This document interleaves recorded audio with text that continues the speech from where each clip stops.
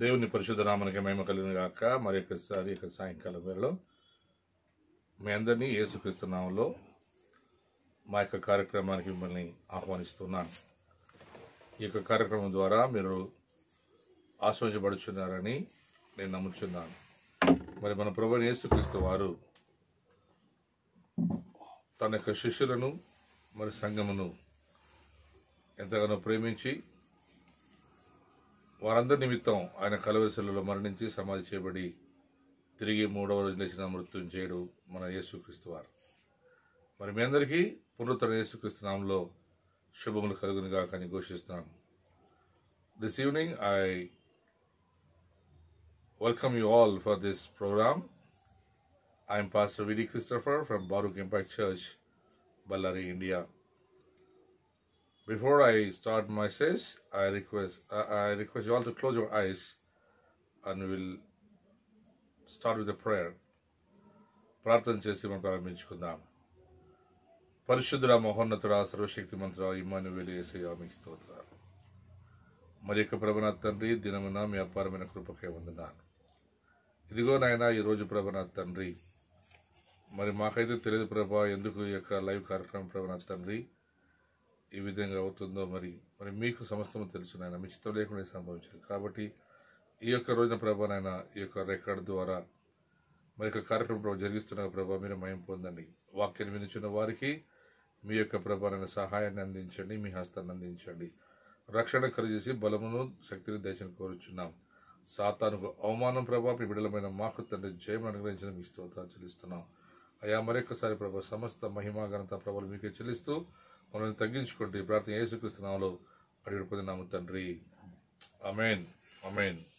మరి ఈ యొక్క సాయంకాలం వేళలో మనం అందరం కలిసి మత్తయి సువార్త 6వ అధ్యాయం 34వ వచనాన్ని ధ్యానించుకుందాం. మత్తయి సువార్త 6వ అధ్యాయం 34వ వచనంలో మన ప్రభువైన యేసుక్రీస్తు వారు ఈ విధంగా సెలవిస్తున్నారు. రేపటి గూర్చి చింతించకుడి, ఈనాటి కీడు ఈనాటికి చాలని అంటున్నాడు. మరి అంతేకాకుండా రేపు ఏమి సంభవించినో మీకు తెలియదటువంటి విషయాన్ని యేసుక్రీస్తు వారు తెలియపరుస్తున్నారు. కాబట్టి మనము తెలుగులో ఒకసారి పాస్టర్ రాజు చదువుతారు, మనం జాగ్రత్తగా విందాం. రేపటిని గూర్చి చింతింపకుడి, రేపటి దినము దాని సంగతులను గూర్చి చింతించును, ఏనాటి కీడు ఆనాటికి చాలును. అవును ప్రియులారా, రేపటి గూర్చి చింతించకుడి. రేపు ఏమి సంభవిస్తుందో మనకు తెలియదు. Book of Matthew the 6th chapter verse 34 I like to read. Just you follow me. Therefore, do not worry about tomorrow. God has promised us, because the Bible clearly says, therefore, do not worry about tomorrow. God has promised us He will supply all our needs according to His riches and glory. But that verse comes from Philip 4. But here in the book of Matthew 6, that Jesus was telling to His disciples, do not worry about tomorrow. Why God is saying this, do not worry about tomorrow? Because we don't know what is happen after few minutes in our life. This evening, before we start this message, I was thinking about and I was praying and I was reading my portion. Immediately, I got a message from my friend. He's a pastor and he sent a message. He said, my father-in-law is passed away and tomorrow is the funeral. That means his father-in-law don't know he is going to die. And not only his father-in-law, all family may not know that his father-in-law is going to die in this moment. They were sitting together and they're happily they are talking each other because the lockdown is going there, because you know all world is under the lockdown. And that time the family was happily sitting and they're talking each other. In the meanwhile, that man, he didn't say anything, just he fell down and he passed away. See, he don't know what is happening after a few minutes. The same way, we don't know what happens tomorrow. Prara, నేను సాయంకాలం ఈ యొక్క వాక్యం గురించి నేను కొద్దిసేపు ముందు ధ్యానిస్తున్నప్పుడు నాకు ఒక వాట్సాప్ మెసేజ్ వచ్చింది. ఆ వాట్సాప్ మెసేజ్లో ఏమొచ్చిందంటే, పాస్టర్ గారి మామగారు మృతి చెంది క్రీస్తుని నిద్రించారు. చూడండి, వాళ్ళు అనుకోలేదు ఆయన చనిపోదు. వారందరూ కూర్చొని మాట్లాడుకుంటున్నారు. ఉంటుండగానే ఆయన చనిపోయాడు. అని అర్థం ఏంటి? తెలియదు ఏ సమయంలో ఏమవుతుంది. అందుకే అన్నాడు, ఈనాటి కీడు ఈనాటికి చాలు. అయితే ఈ రోజు మనం కీడులో ఉన్నాం. ఈ రోజు నువ్వు సమస్యల్లో ఉన్నావు. ఈరోజు నువ్వు బాధలో ఉన్నావు. ఈరోజు నువ్వు ఇబ్బందుల్లో ఉన్నావు. ఈరోజు నువ్వు ఇరుకుల్లో ఉన్నావు. కాబట్టి ఇరుకుల్లో ఇబ్బందులు ఉన్నటువంటి నీవు విడుదల పొంది దేవుని మహిమను చూడాలంటే మరి యెహోషువ గ్రంథము 7వ అధ్యాయంలో యెహోషువ ఒక మాట చెప్తున్నాడు. In book of Joshua the 7th chapter the verse 13, మరి 7వ అధ్యాయం 13వ వచనంలో యెహోషువ చెప్తున్న మాటను మనం చదువుకుందాం. నీవు లేచి జనులను పరిశుద్ధపరచి వారితో ఇలాగో చెప్పుము, రేపటికి మిమ్మును మీరు పరిశుద్ధపరచుకొనుడి. ఇశ్రాయేలు దేవుడైన యెహోవా సెలవిచ్చినదేమనగా, ఇశ్రాయేలులారా, మీ మధ్య శాపగ్రస్తమైనది ఒకటి కలదు. మీరు దానిని మీ మధ్య నుండకుండా నిర్మూలము చేయ వరకు మీ శత్రువుల ఎదుట మీరు నిలవలేరు. చూడండి, ఇక్కడ మనం చూస్తున్నాము యెహోషువతో దేవుడు మాట్లాడుతున్నాడు. రేపు మీరు యుద్ధం జరగాలంటే, రేపు మీరు యుద్ధం జయించాలంటే, రేపు యుద్ధంలో మీరు జయశాలని చూడాలంటే ఆయన అంటున్నాడు, ఇప్పుడు మీ మధ్యలో ఏదో ఒకటి ఉంది. ఆయన చెప్తున్న శాపగ్రస్తమైనది మీతో ఉంది. ఈ శాపగ్రస్తమైనది ఈ రోజు మీ దగ్గర ఉంటే మీరు రేపటి చూడలేరు, రేపు జయాన్ని కూడా పొందుకోలేరు. The book of Joshua 7th chapter 13th was God telling to the Israelites. You know what he says? Rise up. And he says, rise up. The first one. But they need to rise up that time. And not for tomorrow. And he says, rise up, consecrate yourself. Because there is something in your, something is in your tents. And in English it says bad, it means the tents. Something is hiding in the tents of Israelites or the community of Israel. That's what he says, O Israel, O Judah, listen to me. You yourself want to win the battle tomorrow, you need to be clean up yourself. You need to be wash up yourself.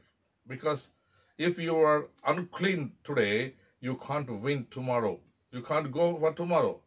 ఈ రోజున నువ్వు అపరిశుద్ధులై ఉండి నువ్వు అశుద్ధిగా ఉంటే రేపు నీవు ఏమాత్రం జయాన్ని పొందుకోలేవు. అందుకని యెహోషువ అంటున్నాడు అక్కడ, మీరు లేచి మిమ్మల్ని మీరేం చేసుకోవాలంట? శుద్ధి చేసుకోవాలి, పరిశుద్ధపరచుకోవాలి, కడుక్కోవాలి. ఎందుకంటే రేపు మీరు యుద్ధం చేయబోతున్నారు.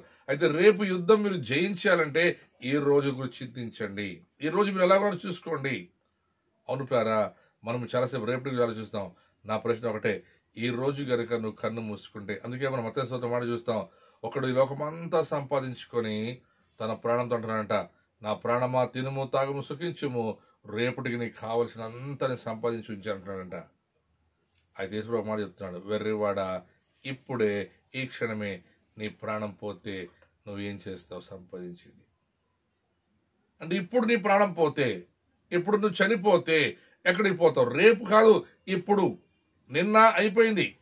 నిన్నటి తప్పుల గురించి, నిన్నటి పాపాల గురించి ఈరోజు పశ్చాత్తాపడాల్సిన అవసరం లేదు. ఇప్పటి గురించి నువ్వు పశ్చాత్తాపడవలసిన అవసరం ఉంది. ఇప్పుడు ఇప్పటి గురించి, ఈ రోజు గురించి, ఎందుకంటే ఈనాటికి చాలు. మరి అలాగే యాకోబు పత్రిక చూస్తున్నాం. యాకోబు పత్రికలో యాకోబు రాస్తున్నాడు, కొందరు అంటారంట, మనమందరూ ఈ రోజున బయలుదేరి రేపు ఏదో ఒక పట్టణానికి వెళ్ళి ఒక వ్యాపారం చేసి బాగా సంపాదించుకుందాం అంటున్నాడు. యాకోబు పత్రికలో ఆ ఒక మాట మనం చూసుకుందాం. యాకోబు పత్రిక 4వ అధ్యాయం 13వ వచనం. నేడైనను రేపైనను ఒకానొక పట్టణమునకు వెళ్ళి అక్కడ ఒక సంవత్సరం ఉండి. చూడండి, వాళ్ళు ఏమనిస్తున్నారు? మనము నేడైనా రేపైనా ఒక పట్టణానికి వెళ్ళి ఒక సంవత్సరం ఉండి వ్యాపారము చేసి లాభము సంపాదింతుము రెండని చెప్పుకొని వారులారా, రేపేమి సంభవించునో మీకు తెలియదు. చూడండి, యాకోబు ఏమన్నాడు? వాళ్ళు సంవత్సరం గురించి ఆలోచిస్తున్నారు. కొన్నిసార్లు అట్లా కదా, ఈ సంవత్సరం నా పంట బాగా పండింది. వాడు అడిగారు మత్తయి సువార్తలో, వాడేమన్నాడు? నా పంట బాగా పండింది, వచ్చే సంవత్సరం నాకు దోకలేదు, ఇంకా 5-6 సంవత్సరాలు నాకు దోకలేదు. ఇంకొంత ఇలా చెప్తారు, సార్ 10 తరాలు కూర్చొని తిన్నా మా ఆశ తరగదు సార్ అన్నటువంటి వారు చాలా మంది జైల్లో పోయినారు. ఎగ్జాంపుల్ చెప్పాలంటే నేను పేరు వాడకూడదు కానీ మన తమిళనాడు జయలలిత దండిగా సంపాదించుకుంది. ఆమెను చంపేశారో చనిపోయిందో దేవునికి తెలుసు, మనుషులు ఎవరు తెలియదు. ఆ ఆస్తిని కొనుక్కున్నటువంటి శశికళ వాట్సాప్లో పెట్టారు. ఆమెకున్న ఆస్తి, ఆమెకున్న బంగారు, వజ్రాలు, వైడలు. ఇప్పుడు ఈరోజు ఎక్కడుందామా? ఆ పరిస్థితి ఏంటి శశికళ పరిస్థితి? ఆమె అనుకుంది ఇంకా కొన్ని వందల సంవత్సరాలు నా పిల్లలు కూర్చొని తిన్నా నాకేం దోకా లేదులే అనుకుంది. అయితే పట్టుబడింది. ఈరోజు జైల్లో కంబిలు ఎనిస్తుంది. The book of James, the 4th chapter, 13th verse, there says, tomorrow we will go to the nearby cities and we will make a business and we will earn. And the James says, you don't know what is happening tomorrow. So that's what the prodigal son.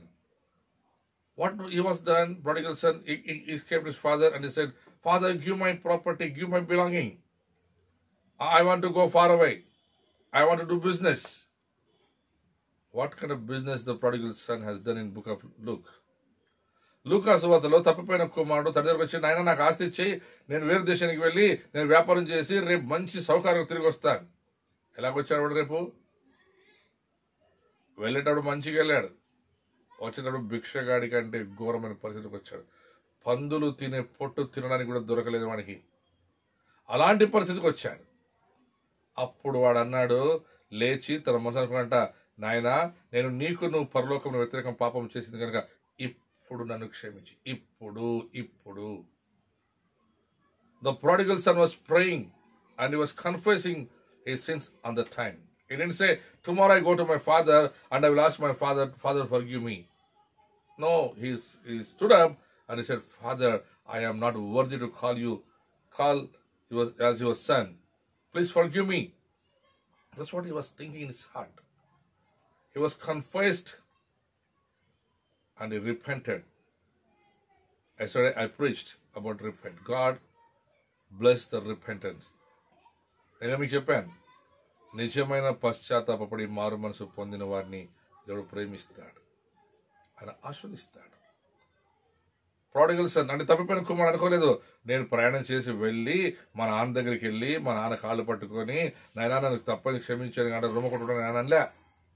లేచి అప్పుడే ఆ క్షణమే నా పాపాలు క్షమించు నాయనా, నన్ను మరి నేను నీకును పరలోకానికి వ్యతిరేకంగా పాపం చేశాను, నన్ను నీ కుమారునిగా కాక ఒక పనివాడిగా పెట్టుకో, అంతే చాలన్నాడు.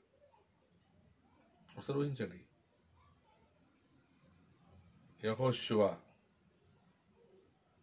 ఎరికోను గెలిచాడు. వాళ్ళు అనుకున్నారు రేపు హాయి చిన్నది లేపేస్తామనుకున్నారు.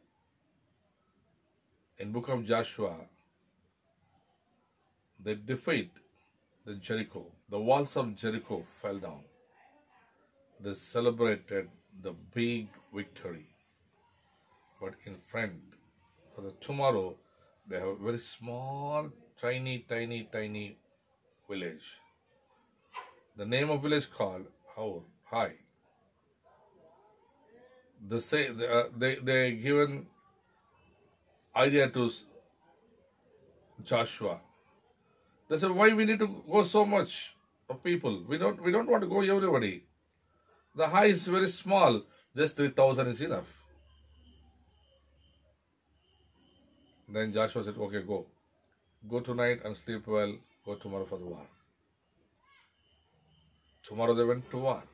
What happened? Why they didn't win the battle? ఎందుకు ఇజ్రాయేల్ జనము ఆ చిన్న హాయి పట్టణం మీద యుద్ధం చేయలేకపోయారు? అందుకని రాస్తున్నాడు ఇక్కడ, ఈ రోజు ఇప్పుడు మీ మధ్యలో అసహ్యమైనది, హేయమైనది, దేవునికి ఇష్టం లేనిది ఒకటి ఉంది, దాన్ని తీసివేసుకుని శుద్ధీకరండి.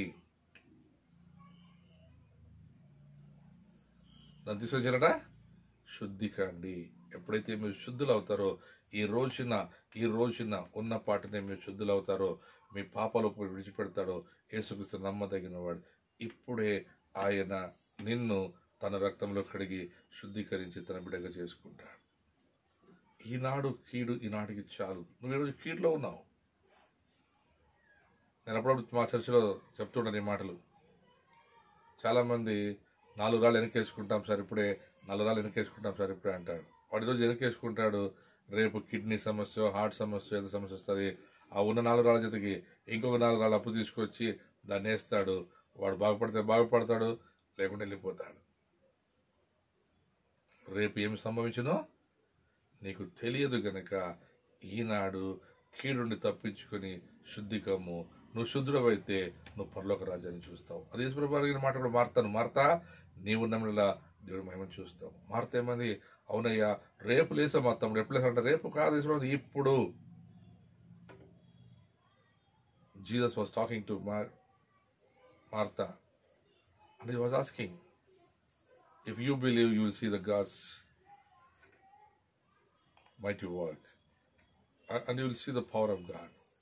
And God said, if you believe, your brother will rise from dead. And she said, yes Lord, I believe, but not today. He will come tomorrow when you come in the second coming.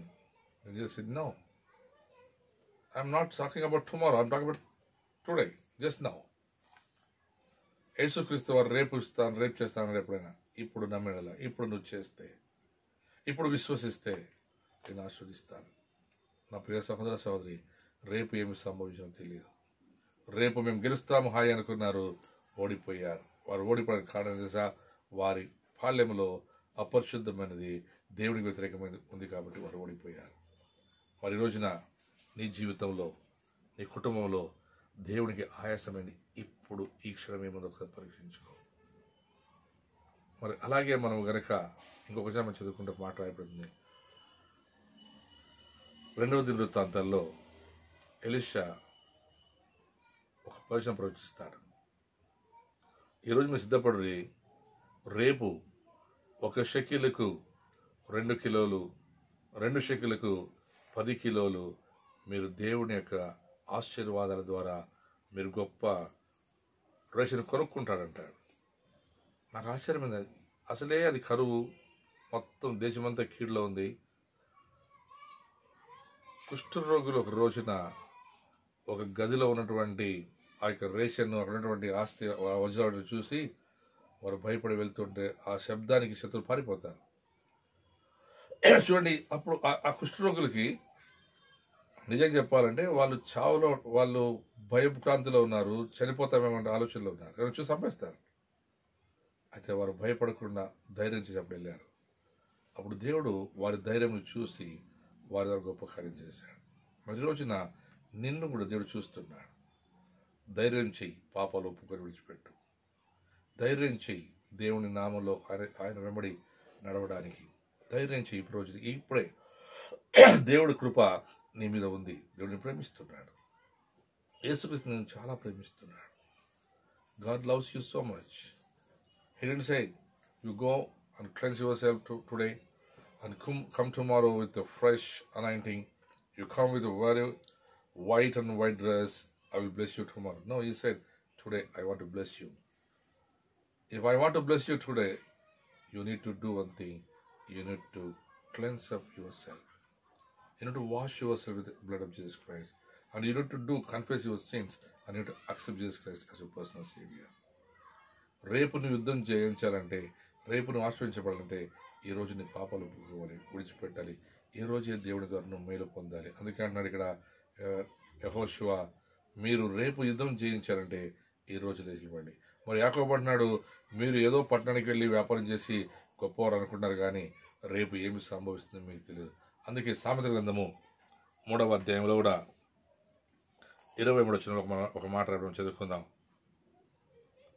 అప్పుడు నీ మార్గమున నీవు సురక్షితముగా నడిచెదవు, నీ పాదము ఎప్పుడునూ తొట్టిల్లదు. 25 వచనం. 25 sir. 28. ద్రవ్యము నీ యొద్ద ఉండగా రేపు ఇచ్చేదను పోయి రమ్మని నీ పొరుగు వానితో అనవద్దు. What Solomon says, if there is your friend come to your home for the help, you can do that help. You can. But sometimes, because of laziness, you will say, hey, you come tomorrow, I will do. No, for you need today. The same way you need the kingdom of God and His righteousness today, not tomorrow. You need salvation today, not tomorrow. నీకు రక్షణ ఈ రోజు కావాలి, రేపు కాదు. కాబట్టి రక్షణ కొరకు నిన్ను వీరు సిద్ధపరచుకో. చాలా మంది మనం చూస్తాం, జనవరి 31న అనేకమైనటువంటి వాగ్దానాలు తీసుకుంటారు, లేక అనేకమైన సార్లు వాళ్ళు తమ దేవునికి తమ జీవితాన్ని సమర్పిస్తామని తీర్మానం తీసుకుంటారు. మళ్ళీ రేపు రాగానే రేపు యథారాజ తథా ప్రజలా ఉంటారు. కాబట్టి రేపు కాదు పిల్లరా, రేపు ఏమి సంభవిస్తుందో మనకి ఎవరికి తెలియదు, ఎవరు అనుకోలేదు. 21వ తారీఖున అంటే మార్చి 20వ తారీఖున మోదీ లాక్డౌన్ చేస్తాడు యావత్ దేశాలని. ఎవరు అనుకోలేదు చైనా నుండి కరోనా వస్తుందని. ఎవరు అనుకోలేదు మేము రేపు బాగా వీధుల్లో తిరుగుతామని. కాబట్టి అన్ని వీధులు బంద్ చేయబడ్డాయి, అన్నీ కట్టివేయబడ్డాయి. అందరు నిద్రిస్తుండగా ప్రజలు చాలా మంది చనిపోయారు మనం చూస్తున్నాం. రేపటి చూడని వారు చాలా మంది ఉన్నారు. అయితే మనకు నిరీక్షణ ఉంది, మనం రేపు ఉంటాం. అయితే రేపు వెళ్లే ముందు ఈ రోజు ఎలాగున్నాం, దేవుడితో ఎలాంటి సంబంధం కలిగి ఉన్నాం. రేపు నీది కాదు.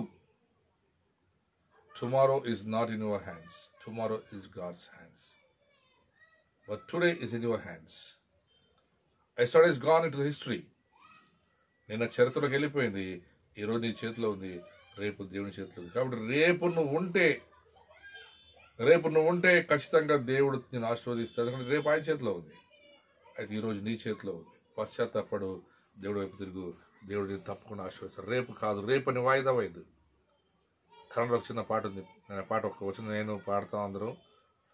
ನಾಳೆ ಅಂದ್ರೆ ನಿನಗೇನು ಗೊತ್ತೇ ಇಲ್ಲ, ನಾಳೆ ಅಂದ್ರೆ ಮೋಸ ಹೋಗ್ತೀಯೋ ತಮ್ಮ.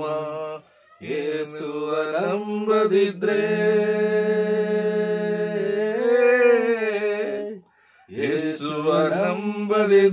ಸಿಕ್ಕೋದಿಲ್ಲ ಮೋಕ್ಷ ನಿನಗೆ, ಏನು ತಂದಿಲ್ಲ ಹುಟ್ಟುವಾಗಲೇ ಒಯ್ಯೋದೇನಿಲ್ಲ ಸತ್ತೋಗುವಾಗಲೇ.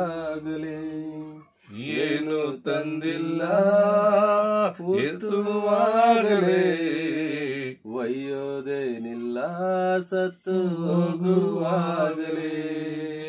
ಏನು ತಂದಿಲ್ಲ ಒಯ್ಯೋದೇನಿಲ್ಲ. ಈ ದಿನವೇ ಒಳ್ಳೆ ಸಮಯ, ಈ ದಿನವೇ ಒಳ್ಳೆ ಸಮಯ, ಆಮೇಲೆ ಸಿಕ್ಕುವುದಿಲ್ಲ.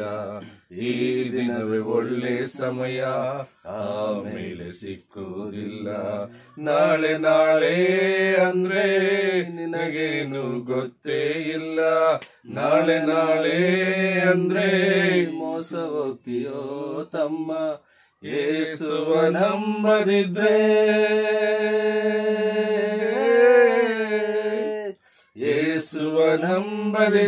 ಸಿಕ್ಕೋದಿಲ್ಲ ಮುಕ್ತಿ ನಿನಗೆ, ಏನು ತಂದಿಲ್ಲ ಹುಟ್ಟುವಾಗಲೇ ಒಯ್ಯೋದೇನಿಲ್ಲ ಸತ್ತು ಹೋಗುವಾಗಲೇ.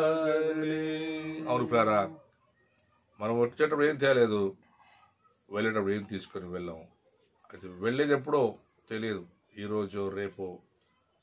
అయితే రేపు వెళ్తామన్న గ్యారెంటీ కూడా లేదు కొంతమందికి. ఎందుకంటే ఇప్పుడు పడుకున్న వారు రేపు చూస్తామన్నట్టు నమ్మకం లేదు. ఎందుకంటే మనం ప్రేయర్ చేస్తాం రాత్రి పడుకునేటప్పుడు, ప్రభా నేను మరణమనే పడకలో నేను పడుకుంటున్నాను, ఈ పడక చుట్టూ కావాలంచు. ఒకవేళ నేను రేపు లేస్తే అంటే, ఒకవేళ నేను రేపు లేస్తే అంటే ప్రార్థనలో మనం చేసే ప్రార్థనలో కొన్నిసార్లు గ్యారెంటీ ఉండదు మనకు రేపు లేస్తామని. కాబట్టి రేపు నీది కాదు, రేపు నీకేం సంభవిస్తుందో తెలియదు. ఈనాడుకి నాడుకి చాలు. నీ రాత్రి నువ్వు నిద్ర చేసే ముందు ఇప్పుడే నీ పాపాలు ఒప్పుకొని విడిచిపెట్టు, యేసు వైపు తిరుగు. అతిక్రమలు ఒప్పుకొని విడిచిపెట్టేవాడు వర్ధులను, వాటిని ఒప్పుకొనక కప్పుకొనేవాడు నాశనమైపోయిన వాక్యం తెలిసిన సామెత. కాబట్టి నీ పాపాలు ఒప్పుకో, విడిచిపెట్టు, క్రీస్తు వైపు తిరుగు. క్రీస్తుని ఇప్పుడే నీ తండ్రిగా, నీ రక్షకుడిగా అంగీకరించు. ఆయన పొందిన దెబ్బల చేత నీకు స్వస్థత, ఆయన వాక్కు ద్వారా నీకు విడుదల, ఆయన మాటల ద్వారా నీ కుటుంబానికి, నీ జీవితం కాదు. ఎందుకంటే ఈ భూలోకంలో ఏమీ లేనప్పుడు ఆయన తన మాట ద్వారా సమస్తం సమకూర్చాడు. మరి ఆయన మాట ద్వారా చనిపోయిన లాజర్లు ఎవరెత్తాడు, ఆయన మాట ద్వారా అనేక అద్భుతాలు చేశాడు. మరి ఈరోజు ఆయన మాట ఒకటే, నేను నీకు తోడై ఉన్నాను, భయపడకుము, ఈనాడుకి నాడుకి చాలు, నా వైపుకు తిరుగు, నేను దీవిస్తానన్నాడు. దేవుడు దీవిస్తున్నాడు. కాబట్టి ఆయన దీవెనలు పొందుకోవడానికి ఆయన వైపు తిరుగు ప్రార్థన చేసుకుందాం. పరిశుద్ధ ప్రేమ యేసయ్య మీకు స్తోత్రాలు. అవును ప్రభా, రేపు ఏమి సంబంధించిన మాకు తెలియదు నాయన, ఈనాటికి చాలన్నావు. ఈనాడు ప్రభా నాయన నన్ను మరి మమ్మల్ని అందరినీ మీ రక్తంలో కడగండి, శుద్ధీకరించండి. ఈ కార్యక్రమం చూస్తున్న ప్రభా, మరి వింటున్న ప్రతి ఒక్కరిని ప్రభా మీ రక్తంలో కడిగి శుద్ధీకరించి కోరుచున్నాం. వారు కూడా ప్రభా తమ పాపలు ఒప్పుకొని విడిచిపెట్టి క్రీస్తుకు సాక్షులుగా జీవించి కృప దయచేయమని యేసుక్రీస్తు నామములో అడుగుతున్నాము తండ్రి, ఆమేన్. దేవుడు మీ దీవించి ఆశీర్వదించును గాక. మరి మీరు మా కార్యక్రమం ద్వారా ఆశీర్వదించబడుచుని నమ్ముచున్నాను. ఇంకనూ మీకు ఏమైనా ప్రార్థన విజ్ఞాపనలు ఉంటే మీరు మాకు ఫోన్ చేసి మాట్లాడవచ్చు. నా ఫోన్ నెంబర్ 9483797775. అలాగే మీరు ఒకవేళ ఈమెయిల్ రాసి మీకు ఏమైనా ప్రశ్నలున్నా ప్రార్థన విజ్ఞాపనలున్నా రాయాలనుకుంటే నాకు ఈమెయిల్ రాయండి. నా ఈమెయిల్ ఐడి baruchimpactchurch1995@gmail.com. దేవుడు మీరు దీవించి ఆశీర్వదించును గాక. ఆమేన్.